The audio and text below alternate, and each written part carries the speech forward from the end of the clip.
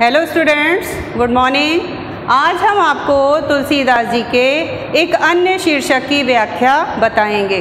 Okay, आज हमने जो टॉपिक लिया है वो टॉपिक है हमारा वन पथ। ये मैंने इसकी एक व्याख्या आपको भेजी भी है। उसमें उस समय का वर्णन किया है जब श्री राम, सीता और लक्ष्मण जी वनवास के लिए निकलते हैं। उस समय मार्ग में कौन कौन मिलता है और किस प्रकार की कठिनाइयों का सामना करना पड़ता है, तुलसीदास जी ने इन्हीं सारे प्रसंगों का यहाँ पर वर्णन किया है। ओके, तो यहाँ पे उस समय का वर्णन किया है जब श्री राम, सीता और लक्ष्मण जी जा रहे हैं वन मार्ग में, तो कुछ ग्रामीण स्त्रियां मिलती हैं जो सीता जी से परिचय जानना चाहती हैं कि आखिर इन सांवले और गोरे में आपके स्वामी कौन हैं। तो उसी का यहाँ पर तुलसीदास जी ने बहुत ही भावपूर्ण चित्रण किया है। चलिए देखते हैं। सुनी सुंदर बैन सुधारस साने, सयानी है जानकी जानी भली। बच्चों, हमने प्रसंग बता ही दिया है,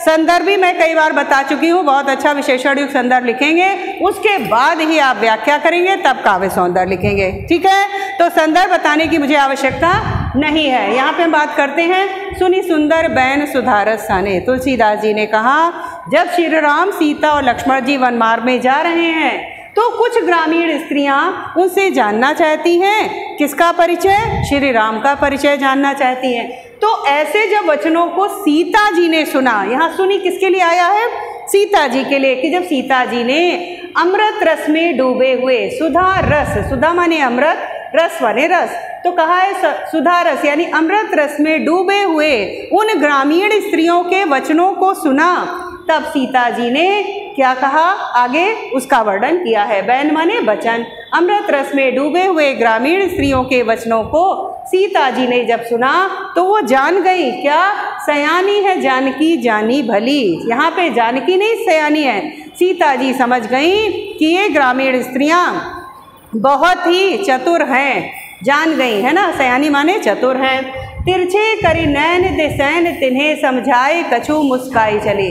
तब सीता जी ने तिरछे नेत्रों से, नेत्रों को तिरछा करते हुए श्री राम की ओर, सैन माने संकेत किया, श्री राम की ओर देखा, संकेत मात्र से ही उन ग्रामीण स्त्रियों को भाव से समझा दिया कि यही हमारे पति हैं। समझाई कछु मुस्काई चली, और सीता जी संकेत मात्र से समझाते हुए, मुस्कुराते हुए आगे बढ़ जाती हैं। तुलसी तेहि अवसर सोहै सबे। तुलसीदास जी कह रहे हैं कि उस अवसर पर सभी ग्रामीण स्त्रियां इस प्रकार से, सोहै माने सुशोभित होने लगी। कैसे सुशोभित होने लगी, क्यों, क्योंकि वो एकटक श्री राम और सीता को देखने लगी। आगे इसका वर्णन मिलेगा।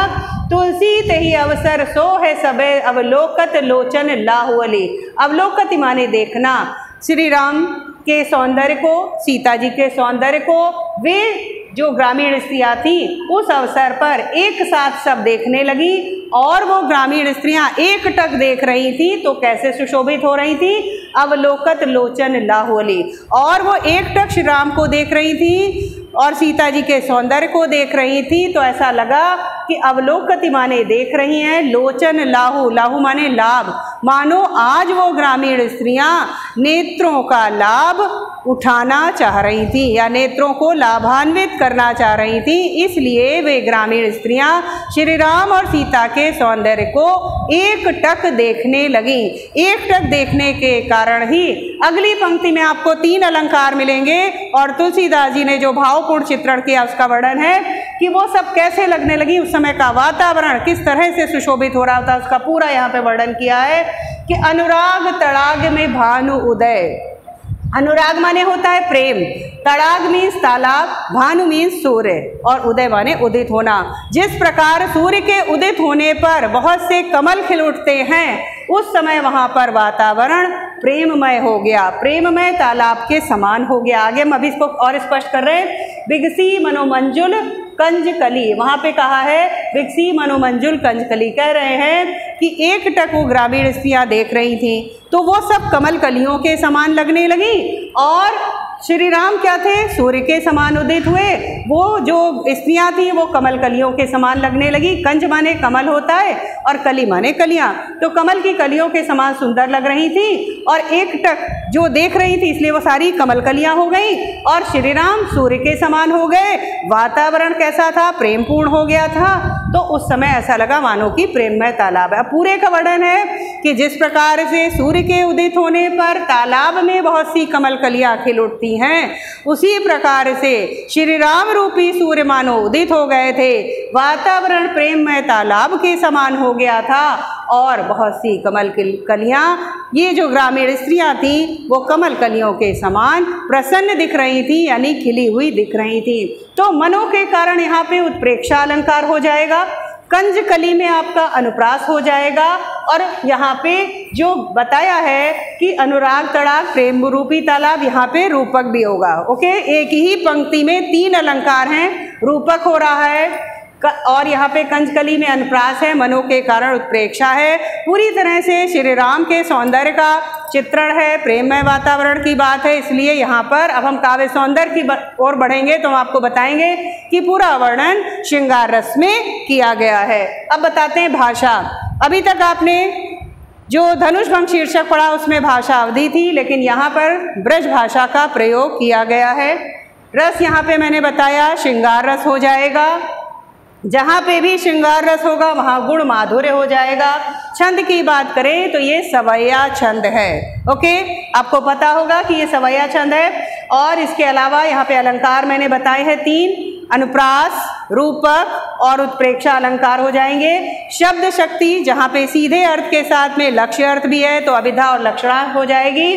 गुण हम बात करें तो गुण यहाँ पर श्रृंगार रस के साथ में माधुर्य गुण हो जाएगा। क्लियर है। शैली यहाँ पर गीति काव्य शैली हम कह सकते हैं। और बच्चों अगर भाव सामने आप देंगे तो आपको बहुत अच्छे नंबर मिलेंगे।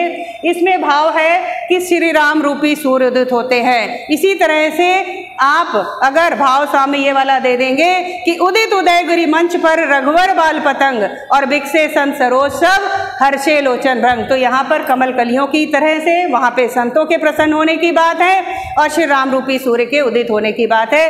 तो अगर ये आप 2 पंक्ति में भाव सामने देंगे तो आपकी व्याख्या में पूर्णांक प्राप्त होंगे। भाव सामने एक बार फिर से मैं कहिए तो बता दें कि उदित उदयगिरि मंच पर रघुवर बाल पतंग और बिकसे संत सरोज सब हर्षे लोचन भंग। तो मेरे विचार से इस व्याख्या के माध्यम से आपको ये भली भांति इसका पूरा अर्थ समझ में आ गया होगा और इसी के आधार पे आप अन्य व्याख्या भी कर सकते हैं, क्योंकि आपको भाव और प्रसंग मैंने बता दिया है। ओके स्टूडेंट्स, तो हमारे विचार से आज इसको खत्म करते हैं। Thank you.